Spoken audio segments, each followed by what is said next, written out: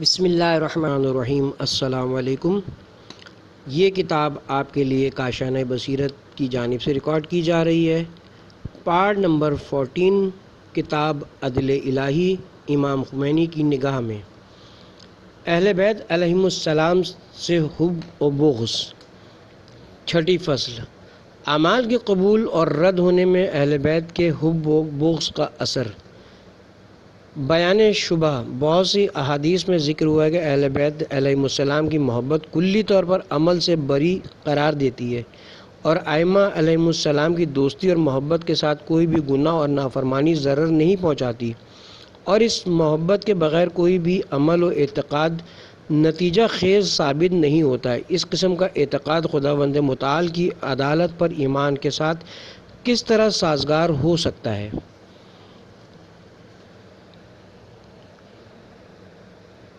اعمال اہل بیت کی پیروی ان کی دوستی کے پائیدار ہونے کا سبب ہے۔ ولایت اہل بیت عصمت و طہارت اور خاندان رسالت عصمت و طہارت کی مودت، ان کے اعلیٰ مقام کی معرفت، یہ سب حق کی امانت ہے۔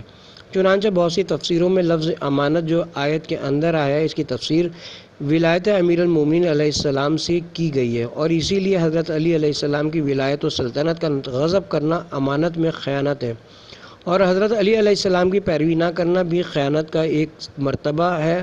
اور احادیث شریف میں آیا ہے کہ جو حضرت علی علیہ السلام کی مکمل پیروی کرے وہی شیعہ ہے، ورنہ پیروی کے بغیر تشیع کا دعوے دار شیعہ نہیں کہلائے گا۔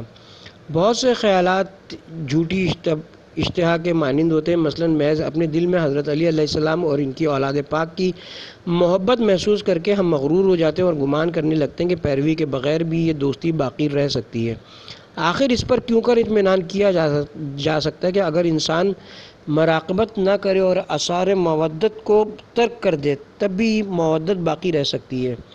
بہت ممکن ہے کہ سکرات کی سختیاں جو غیر مومنین و مخلصین کے لیے ہیں، ان کی دہشت و وحشت سے آدمی حضرت علی علیہ السلام کو بھول جائے۔ جیسا کہ حدیث میں ہے، اہل معصیت کا ایک گروہ جہنم میں معذوب ہوگا اور رسول خدا کا نام بھول چکا ہوگا۔ پھر جب عذاب کی مدت گزر جائے گی اور وہ گناہوں سے پاک ہو جائے گا تو حضرت رسول صلی اللہ علیہ وسلم کا اسم مبارک ان کو یاد آ جائے گا، اور وہ بلند آواز سے فریاد کریں گے، واہ محمدہ، واہ محمدہ، تب جا کر مستحق رحمت ہوں گے۔ اہل بیت کا عملاً شیعہ اور محب۔ دیکھیے رسول اکرم اور آپ کے اہل بیت مکرم تمام عمر احکام و اخلاق و عقائد کی اشاعت میں مشغول رہے۔ ان کا واحد مقصد احکام خدا کی اشاعت اور اصلاح بشر تھا، اور اس مقدس مقصد کے لیے ہر قسم کی قتل و غارت اور ذلت و اہانت کو برداشت کیا، مگر اپنے عمل سے باز نہ آئے۔ لہٰذا ان حضرات کا محب و شیعہ وہی ہے جو ان کے مقاصد میں شریک ہو اور ان کے آثار و احادیث کی پیروی کرے، اور روایت میں ایمان کے مقدمات میں جو زبانی اقرار اور ارکان پر عمل کو شمار کیا گیا، یہ ایک فطری راز اور سنت الہی ہے۔ چونکہ حقیقت ایمان اور عمل لازم و ملزوم ہے، اور عاشق کی فطرت میں اظہار عشق اور شان معشوق میں تغزل لازم ہے، اسی طرح ایمان و محبت خدا کے لوازم میں سے عمل کرنا بھی ہے۔ اگر کوئی عمل نہیں کرتا وہ مومن نہیں ہے، اور محبت بھی نہیں رکھتا، اور یہ بے عمل والا ایمان اور کھوکھلی محبت معمولی حوادث اور دباؤ سے ختم ہو جاتی ہے، اور انسان خالی ہاتھ جزائے اعمال کے لیے عالم آخرت کی طرف کوچ کرتا ہے۔ اعمال کے بارے میں متضاد روایات کی تحقیق۔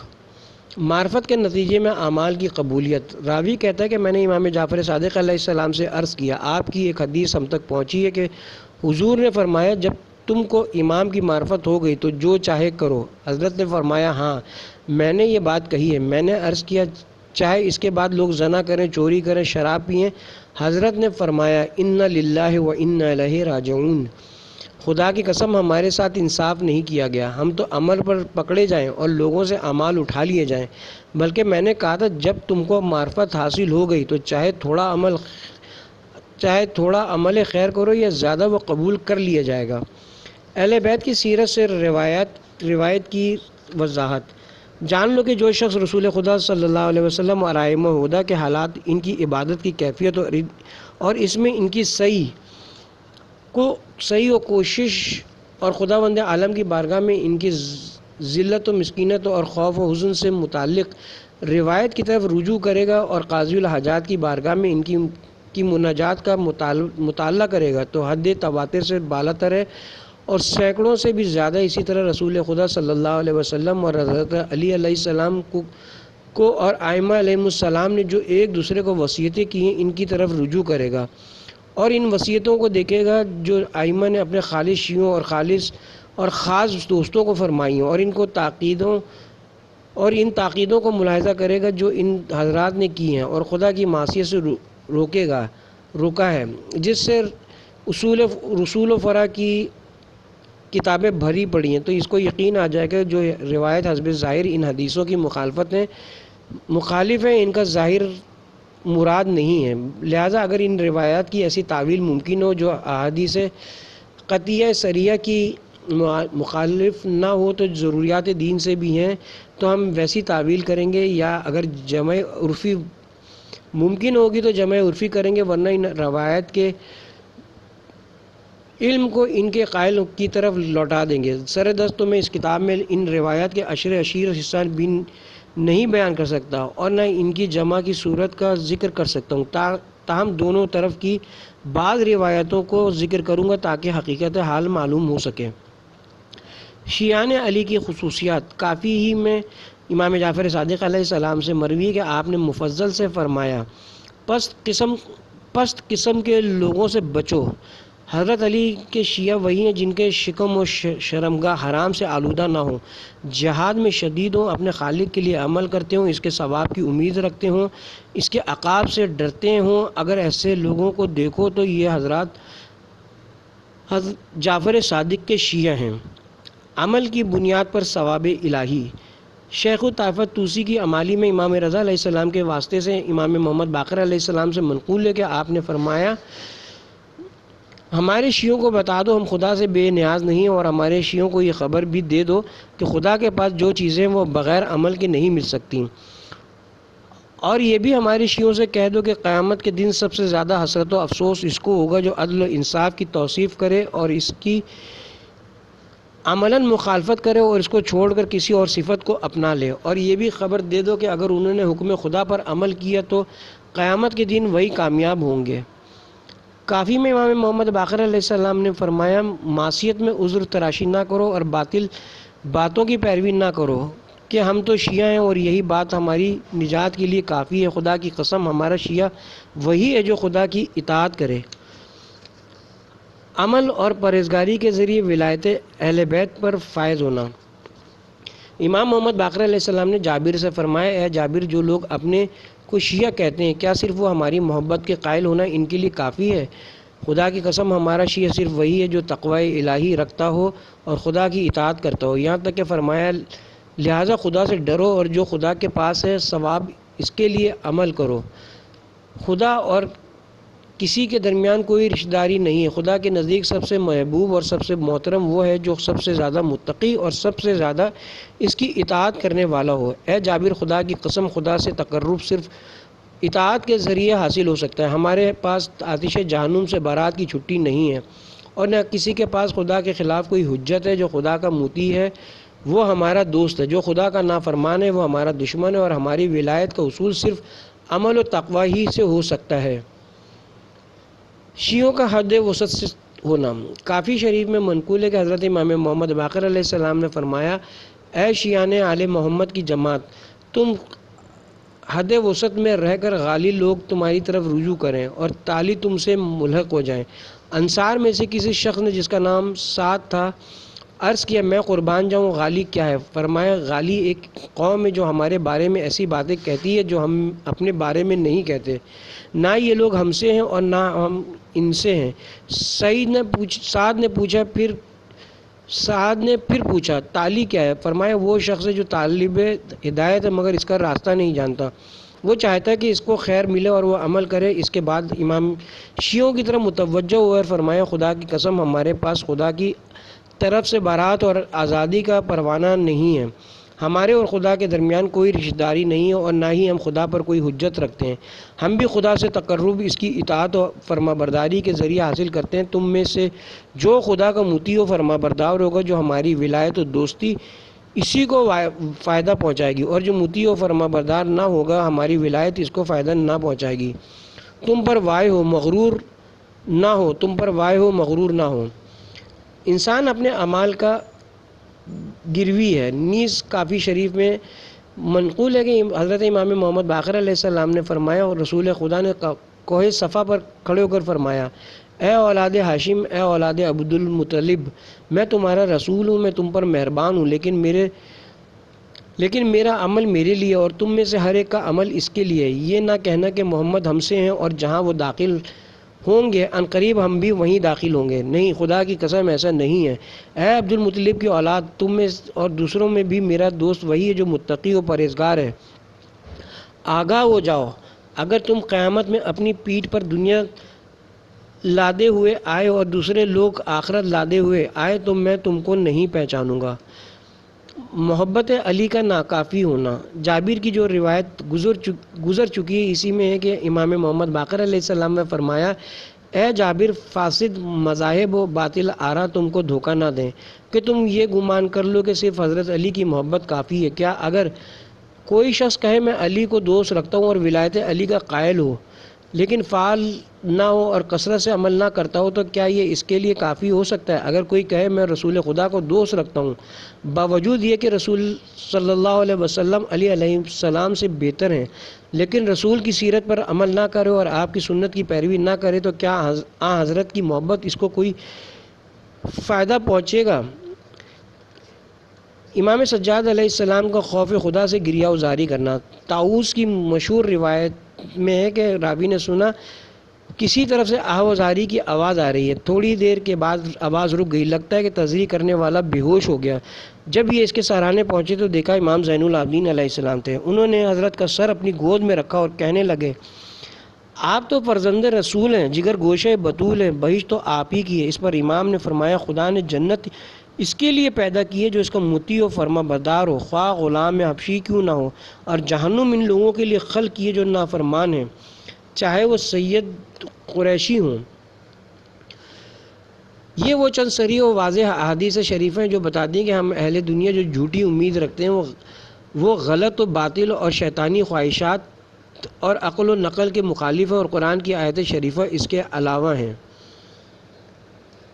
اعمال کے سود و ضیاع کا ایمان و کفر سے وابستہ ہونا۔ ان احادیث کے مقابلے میں دوسری احادیث بھی ہیں، وہ بھی معتبر کتابوں میں مذکور ہیں، لیکن نوعاً جمع عرفی صحیح رکھتی ہیں، اور اگر جمع پسند نہ ہو اور تعویل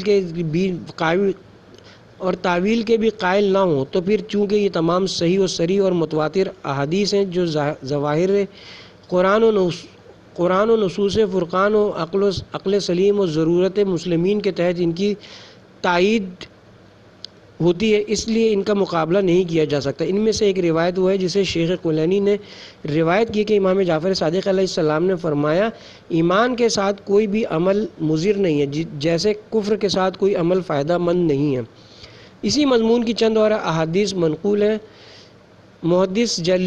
محدث جلیل علامہ مجلسی نے اس قسم کی روایات میں حمل کیا ہے کہ یہاں ضرر سے مراد جہنم میں دخول یا آتش دوزخ میں ہمیشہ باقی رہنا ہے، اور اگر جہنم میں دخول مراد لیا جائے تو یہ برزخ اور مواقف قیامت میں ہونے والے دیگر عذابوں کے منافی نہیں۔ مصنف کا خیال ہے کہ ان روایات کو اس بات پر حمل کیا جا سکتا ہے کہ ان کا مطلب ہے ایمان دل کو اتنا منور کر دیتا ہے کہ بالفرض اگر کبھی انسان سے گناہ یا خطا سرزد ہو جائے تو اس نور اور ملکہ ایمان کی وجہ سے انسان فوراً توبہ کر کے خدا کی طرف رجوع کر لیتا ہے، اور خدا روز قیامت پر ایمان لانے والا اپنے عمل کو روز حساب پر نہیں اٹھائے رکھتا۔ پس حقیقت میں ان روایات کا مطلب ایمان سے تمسک اور اس پر بقا کے جذبے پر اجاگر کرنا ہے۔ ان روایت میں سے ایک وہ ہے جو ابن ریان سے نقل کی ہے کہ امام جعفر صادق علیہ السلام نے فرمایا، حضرت علی علیہ السلام اپنے خطبے میں اکثر فرمایا کرتے تھے، لوگوں اپنے دین اپنے دین کی حفاظت کرو، اس لیے کہ دین میں رہتے ہوئے گناہ کرنا بے دینی کے نیک عمل سے اچھا ہے۔ دین میں رہتے ہوئے گناہ بخش دیا جائے گا، لیکن غیر دین میں رہ کر اس کی نیکی بھی قبول نہ ہوگی۔ یہ حدیث شریف اور اس جیسی دوسری حدیثیں مذہب حق سے وابستگی پر ترغیب دلاتی ہیں اور اس پر دلالت کرتی ہیں کہ مومنین اور دین حق کے پیرووں کے گناہ بہرحال بخش دیے جائیں گے۔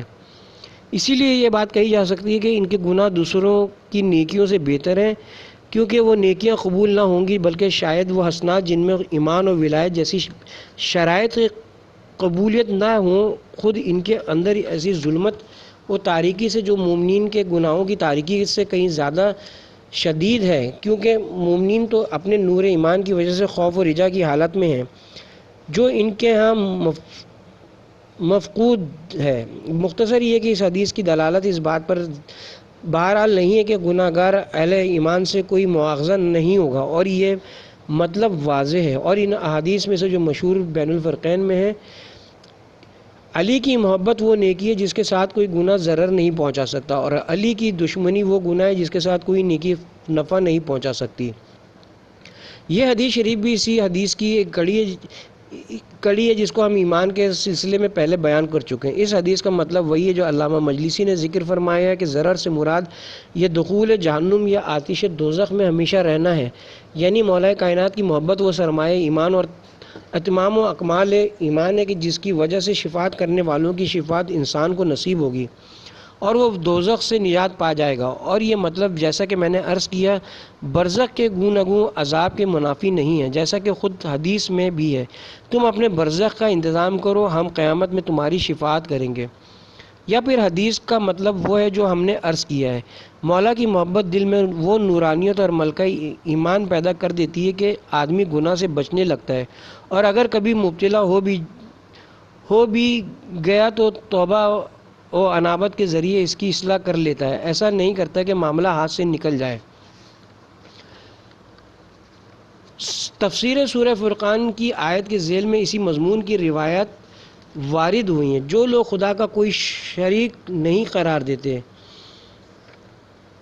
اور نہ ہی جس نفس کو خدا نے قتل کرنا حرام قرار دیا ہے اسے قتل کرتے ہیں، البتہ حق کی صورت میں جیسے قصاص وغیرہ میں قتل کرتے ہیں، اور نہ ہی زنا کرتے ہیں، وہ خدا کے خاص بندے ہیں۔ مگر جو لوگ یہ سب کام کریں گے وہ اپنی پوری سزا پائیں گے، اور قیامت میں ان پر دگنا عذاب دیا ہوگا، اور ذلت و رسوائی کے ساتھ اس میں ہمیشہ رہیں گے۔ ہاں اگر کوئی توبہ کر لے اور ایمان لے آئے اور عمل صالح بجا لائے تو خدا اس کی برائیوں کو نیکیوں سے بدل دے گا، اور خدا تو غفور الرحیم ہے ہی۔ اس آیت کے ضمن میں بہت سی روایات نقل کی گئی ہیں، مگر میں صرف ایک کو بیان کرتا ہوں کیونکہ باقی سب معنی و مضمون کے اعتبار سے قریب ایک ہیں۔ امالی میں محمد بن مسلم سے نقل کی ہے کہ انہوں نے کہا، میں نے امام محمد باقر علیہ السلام سے قول خدا کے بارے میں سوال کیا تو حضرت نے فرمایا، گناہ گار مومن کو قیامت کے دن موقوف حساب میں لا کر کھڑا کیا جائے گا، اور خود خدا اس کا حساب لے گا، اس کے حساب پر کسی شخص کو مطلع نہیں کیا جائے گا۔ مومن اپنے گناہوں کو پہچان کر جب اقرار کر لے گا تو خدا کاتبین سے کہے گا ان گناہوں کو نیکیوں سے بدل دو اور لوگوں کو دکھا دو۔ اس وقت لوگ کہیں گے یہ ایسا بندہ ہے کہ اس کے ذمہ ایک بھی گناہ نہیں ہے، پھر خدا اس کو جنت جانے کے لیے حکم دے دے گا۔ یہ ہے آیت کی تعویل، اور یہ صرف ہمارے گناہ گار شیعوں کے لیے مخصوص ہے۔ میں نے اس آیت کو اس لیے پورا لکھا اور کلام کو اس لیے طول دیا کہ یہ بہت اہم نقطہ ہے، اور بہت سے مقررین عوام کو اس قسم کی روایت کا مطلب غلط سمجھاتے ہیں، حالانکہ ان لوگوں کو ربط آیت کے ذکر کے علاوہ کچھ اور نہیں معلوم ہوتا۔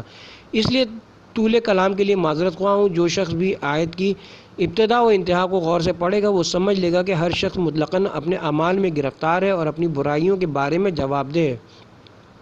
صرف وہ شخص جس نے ایمان لایا اور توبہ کی اور عمل صالح بجا لایا، یعنی یہ تین باتیں اس میں جمع ہو گئیں، وہ کامیاب اور الطاف الہی کا مستحق اور خدا کی نزدیک محترم ہے۔ اس کے سارے گناہ نیکیوں میں بدل جائیں گے۔ حضرت امام محمد باقر علیہ السلام نے بھی یہی تعویل فرمائی ہے کہ ایسے اشخاص کا موقف و حساب اس ترتیب سے ہے، کیونکہ حضرت علی علیہ السلام اور ان کی معصوم اولاد کی ولایت کے بغیر ایمان حاصل نہیں ہو سکتا ہے۔ اسی لیے امام نے فرمایا، یہ صرف شیعوں کے لیے ہے، بلکہ خدا اور رسول پر ایمان بھی ولایت کے بغیر قبول نہ ہوگا، جیسا کہ اس کے بعد والی فصل میں انشاءاللہ ذکر کیا جائے گا۔ لہٰذا اس آیت اور ان روایات کو بنیادی دلائل میں شمار کرنا چاہیے۔ اس لیے اگر کوئی مومن ہے اور اپنے گناہوں کا ازالہ، توبہ و عمل صالح سے نہیں کرتا تو اس آیت میں شامل نہیں ہے۔ شیطانی فریب سے خبردار رہنا۔ لہٰذا میرے عزیز دوست، تم کو شیطان دھوکہ نہ دے اور خواہشات نفس کے چکر میں نہ پھنسو۔ مصنف کی طرح سست، کاہل اور شہوتوں اور حب دنیا و جاہ و جلال میں گرا ہوا شخص ہمیشہ اپنی سستی کے لیے تعویلیں ڈھونڈتا رہتا ہے۔ جو شخص اس کی خواہش اور نفس کے مطابق ہوتی اور شیطانی خیالات کی موئد ہوتی ہیں، وہ فوراً اس کو قبول کر لیتا ہے اور اس کے لیے آنکھ کان کھلے رکھتا ہے، نہ اس کی حقیقت تلاش کرتا ہے اور نہ ہی اس کے مقابلات و معارضات پر نظر کرتا ہے۔ بیچارہ محض تشیع اور محبت اہل بیت کے دعوے کی بنا پر حرام کے ارتکاب کو جائز سمجھتا ہے اور نعوذ باللہ سمجھتا ہے کہ اس کے اعمال نامے پر کچھ نہیں لکھا جاتا ہے۔ وہ بدبخت یہ نہیں سمجھتا کہ شیطان اس کو دھوکہ دے رہا ہے اور آخری عمر میں یہ بھی خطرہ ہے کہ بے مغز و بے فائدہ محبت بھی کہیں اس کے ہاتھ سے نکل نہ جائے اور وہ خالی ہاتھ رہ جائے اور نواسب کی صف میں مشہور ہو، کیونکہ جس کے پاس دلیل نہ ہو اس کے محبت کا دعویٰ قابل قبول نہیں ہوتا۔ میں اگر آپ کا مخلص ہوں اور آپ سے محبت کرتا ہوں تو یہ ممکن ہی نہیں کہ آپ کے تمام اغراض و مقاصد کے خلاف اقدام کروں۔ درخت محبت کا ثمرہ و نتیجہ یہ ہے کہ اس کے مطابق عمل کریں، اور اگر وہ ثمرہ نہ ہو تو سمجھنا چاہیے کہ محبت ہی نہیں تھی، صرف محبت کا خیال تھا۔ اعمال کے ساتھ ولایت کا تعلق یہ کہ قبولیت اعمال کی شرط ولایت و معرفت ہے، اور یہ بات مسلمات بلکہ مذہب شیعہ کی ضروریات میں سے ہے۔ اس سلسلے میں اتنی روایات ہیں جو اس مختصر کتاب میں نہیں بیان کی جا سکتی اور وہ حد تواتر سے زیادہ، اور میں تبرکاً بعض کا ذکر کرتا ہوں۔ امام محمد باقر علیہ السلام نے فرمایا، معاملات کی حقیقت اور مغز اور ان کی بلندی اور کنجی اشیاء کا دروازہ اور خدا کی رضا و خوشنودی خدا کی معرفت کے بعد امام کی معرفت ہے۔ آگاہ ہو جاؤ، اگر کوئی شخص راتوں کو جاگ کر عبادت کرے، دنوں کو روزہ رکھے، اپنا پورا مال صدقہ کر دے، زندگی بھر حج کرے، مگر ولی خدا کی معرفت نہ رکھتا ہو کہ اس سے محبت کرے اور اس کے حکم کے مطابق تمام اعمال بجا لائے، تو خدا کے نزدیک اس کے لیے کوئی ثواب نہیں ہے اور نہ وہ اہل ایمان سے ہے۔ اس باب میں اور اس مضمون کی روایات بہت زیادہ ہے، اور ان تمام روایات سے یہ نتیجہ نکلتا ہے کہ اعمال کا قبول ہونا ولایت سے مشروط ہے، بلکہ ایمان باللہ و نبوت رسول اللہ کی قبولیت کے لیے بھی یہی شرط ہے۔ لیکن اعمال کے صحیح ہونے کے لیے مشروط ہونا، جیسا کہ بعض علماء نے کہا ہے، معلوم نہیں ہے، بلکہ ظاہر یہ ہے کہ شرط نہیں ہے، جیسا کہ بہت سی روایات سے معلوم ہوتا ہے۔ ان میں وہ روایت بھی ہیں جن میں کہا گیا ہے کہ جو سنی شیعہ ہو جائے، اس پر زکوٰۃ کے علاوہ کسی بھی گزشتہ عمل کی قضا واجب نہیں ہے۔ زکوٰۃ کی قضا تو اس لیے ہے کہ گمراہی کے زمانے میں نااہل کو دے دیا تھا، دیگر اعمال کی قضا نہ کرے، خدا اس کا اجر دے گا۔ اور دوسری روایت میں ہے کہ دیگر اعمال جیسے نماز، روزہ، حج، صدقہ یہ تم کو مل جائیں گے اور تمہارے پیچھے آئیں گے، لیکن زکوٰۃ چونکہ نااہل کو دی ہے لہٰذا اس کو اس کی جگہ دینا ہوگا۔ بعض روایت میں ہے تمام اعمال جمعرات کے دن رسول خدا کے سامنے پیش کی جاتے ہیں، اور روز عرفہ خدا ان کی طرف توجہ دیتا ہے، اور سب کو پوچھا گیا کہ کن لوگوں کو اعمال قرار دیے جاتے ہیں، فرمایا ہمارے اور ہمارے شیعوں کے دشمنوں کے اعمال۔ پس یہ روایت اعمال کے عدم صحت اور عدم قبولی پر دلالت کرتی ہے۔ اس طرح یہ کتاب عدل الہی امام خمینی کی نگاہ میں اپنے اختتام پر پہنچی۔ انشاءاللہ بہت جلد کسی دوسری کتاب کے ساتھ حاضر خدمت ہوں گا۔ بہت شکریہ۔